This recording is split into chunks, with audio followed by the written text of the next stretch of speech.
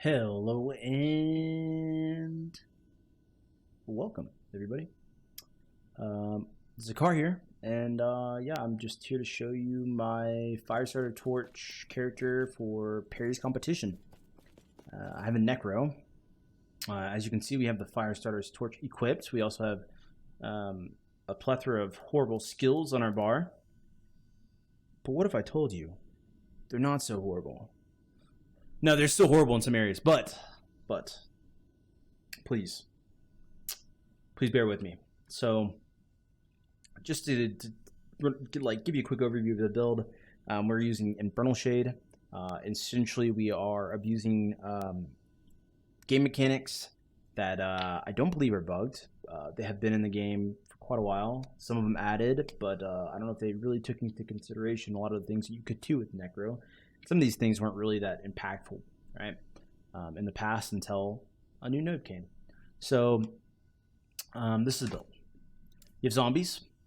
For the most part, the only thing that's important with the zombies is the fact that it's giving us some sort of sustain, which would likely be better as we get more ward retention, and swap to like a Vessel Strife build. It's also casting Infernal Shade on death, which this node can be a little bit buggy, and this is where some of the QL issues with Infernal Shade come in to play. It's also giving us some Skeleton Vanguards, which aren't really that important, but they do help us with some other nodes, like in Sacrifice and such. And then we just want to take mana efficiency. I also have some extra points for the skills, so I'm taking Kill Threshold and Fear, which is pretty nice, just having that. So yeah, that's Infernal Shade. Our Summon Skeleton is mostly for sustain. We're getting three skeletons per cast. We are getting mana gained whenever our skeletons die. We have mana efficiency for them, so they don't cost near as much. We have this resummon chance node. Don't know if it's necessarily that important, but it does help, as I said, with some minion things that we are doing with Sacrifice.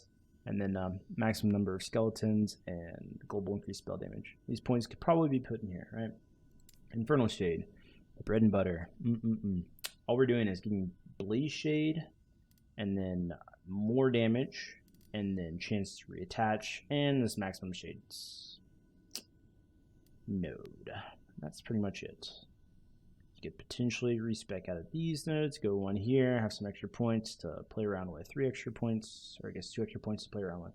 Don't know what else you get, but yep. You could also swap some of these points over to increased area, as that might help with clear issues. And yeah, I just didn't do that. I just wanted to go full all in and damage right here, and this will help in terms of like boss damage and just getting out a good amount of damage output from the get-go. Help with bossing. So this is more like a bossing route. This is more like a clear route, but I think the clear is just going to be kind of awful regardless. But yeah, then we have Sac, helps us with our clear, so we're taking some damage. The main star node, the functions of this build are this node right here. The Infernal Shade damage modifier is 250% more damage. This is a stacking buff. Doesn't apply to the ailments, doesn't apply to the sub skills, but the buff does stack. And essentially just reset your Infernal set your Infernal Shade cooldown to 2 seconds. You get 2 seconds of this to stack this, right? But it's not right? We have Dread Shade, and I'll explain that. But essentially, with this this 3+ minion node, we get some area, and that area helps us chain. So that's why I have this, and that's why I kind of keep some minions sustained, right? For this, Dread Shade. Man, Dread Shade's so great now. So with Dread Shade, what we're doing is we are getting our more damage, applying it to ourselves, getting our armor, obvious, and these are normal things. We are also getting Sacrifice cast 3 times per Dread Shade. So we cast Sacrifice 3 times, and then at the same time, every time we cast Dread Shade, it's refreshing our Infernal Shade duration. So what ends up happening is we have this infinite ramping amounts of damage just from the Sacrifice node, and the fact that we are refreshing our duration on cast, right? And getting a bunch of Sacrifice casts. Yeah, not a bug. Just really good use of game mechanics, right? Now, if you see a bug, just let me know, okay? I don't see a bug yet. But yeah, that's that's the character. Let's go. Let me show you a little bit of damage on the dummy here, and then we can run a mono. So what we can do here, and this is essentially how it works, right? I usually just spawn some some skeletons. Spawn them zombies. And usually I have these out, right? They're always summoning and coming back up, and I'll have vanguards as well. But just summon a zombie, put dread shade on it, and then you just attack something, right? And then you have the Infernal Shade. Now all you do is this. You just press these two buttons for a single target. And it's kind of unfortunate we didn't get like a too high of a damage one from the get-go, right? Like it's not insane damage or anything, but it doesn't really matter. So this is it. This is all you do. You just ramp this up, right? So while I'm doing this, while I'm just ramping up this Infernal Shade and just pressing two buttons, I can go ahead and let you know that essentially the issues with the build are the fact that sometimes the Infernal Shade doesn't attach to enemies. Sometimes the Infernal Shade didn't spread for whatever reason. I haven't really figured out ways to mitigate those issues, and maybe that's because I'm using Firestarter's Torch, and this is like a build that would probably be better just to have, you know, that Ghostmaker or some other weapon on, right? And as we don't get flat damage, right? So we could benefit from getting flat damage. We could benefit from a lot of things outside of Firestarter Torch, but I really did want to like stick with the Firestarter Torch because it's what, you know, prompted me to find this build and actually play it. And then also, it's not bad, right? You get the more damage multiplier. I haven't really done a comparison test between other types of weapons or anything like that. I haven't really gone through like the normal testing that I would for a build on this. I just found what works and continue to play it. It works perfectly fine. There's some issues in monos. You still run them pretty fast. It's just kind of annoying when certain things don't happen, or if you get really spicy monos with a lot of density or anything like that, then it can get kind of annoying having to deal with all those enemies, as sometimes the Dread Shade just messes up and it doesn't feel good. But for bossing, oh man, for bossing this is great. It's a great ability. As you can see, I'm starting to lag out these numbers a little bit. I don't know what we've gotten to. And we didn't get like a good shade, I guess. We didn't get the Blaze Shade, right? So this is just the basic shade.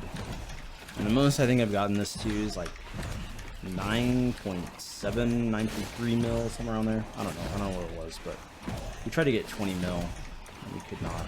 Somehow I just crit, I think, with I don't know if that was a hit or if it was a crit or a dot that crit, but yeah. I don't know. I'm not sure really what else I could talk about while we're waiting on this to ramp. I really want to see what I can get to. I just want to see when it bugs out. Usually it kind of bugs out, their training dummy dies, and I think that's the issue, in which I'll probably kill it here in a bit. So whatever this gets to, it'll die. But yeah, it was a lot better when I got this to 9 mil or whatever, and I think that's when I had the powerful shade, right? But we can get the 7 mil here, and then whoop, it dies. I didn't move my Dread Shade, and it's gone. But yeah, so I killed the dummy, and that's the build. Let's go, I guess, run a little Echo. I guess I could probably show you the strength of it, right? But I'll show another kill if you want to see that. But for Echo, whatever, I don't want chill, dude. That'd be horrible. I don't know. I don't really care what we go for, right? So I didn't push anything too crazy, but let's go ahead and just show you kind of the issues with the build in terms of clear. If we can find any mobs, it'd be great. And this is usually what I do: is I'm casting the zombie, putting the Dread Shade, and casting the skeletons. Boom. And we'll see, like, sometimes, oh, I put it on this time, so sometimes it won't put it on. And as soon as I have like a single target that I'm looking at, you know, that is has the shade attached, I I just start doing the single target combo, I guess. That's what I'll call it. And like sometimes the Shade does an awesome job at clearing, you know, it's spreading everywhere, but I'm telling you, there are feels bad moments where it's not near as fluid or great at chaining. But yeah, this is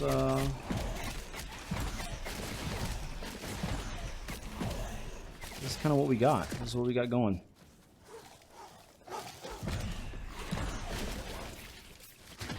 And I think the build would be like a little bit tankier.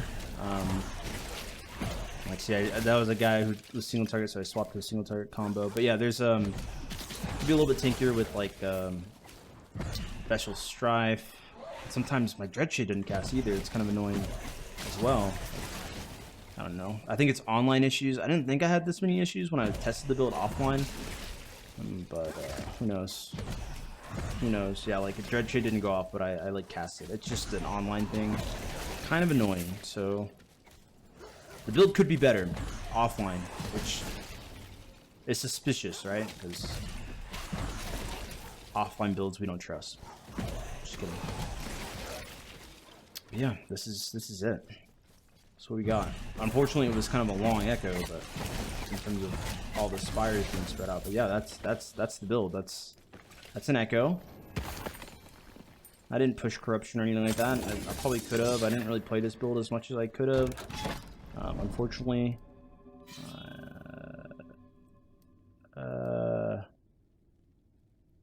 Reduces, sure. I don't really care. We'll just start this. Just so you can see kind of like a bossing scenario.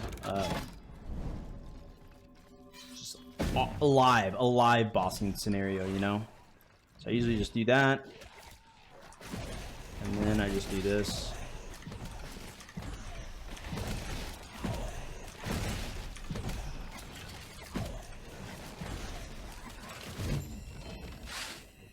That's it. That's it right there, you know? That's what you do. And you can it's that easy for most bosses. I don't think they usually get through many like attacks, you know? Like I'll have a T4 Kermoris kill that I'll post as well or leave in the comments. I don't know if I'm gonna append it to this video just because I don't want to edit too much, but yeah, that's the build. Thank you guys for watching. Hope you guys enjoyed it. You can leave a like, subscribe, leave a comment, whatever. Tell me what the number was on the dummy. I forgot. It was like 7 something. Post it in the comments, and then I'll share some other stuff regarding the build and Perry's Discord. Shout out to Perry for hosting this competition and allowing me to find this build. Pretty dope. And yeah, hope everyone else had a great time who participated. And peace.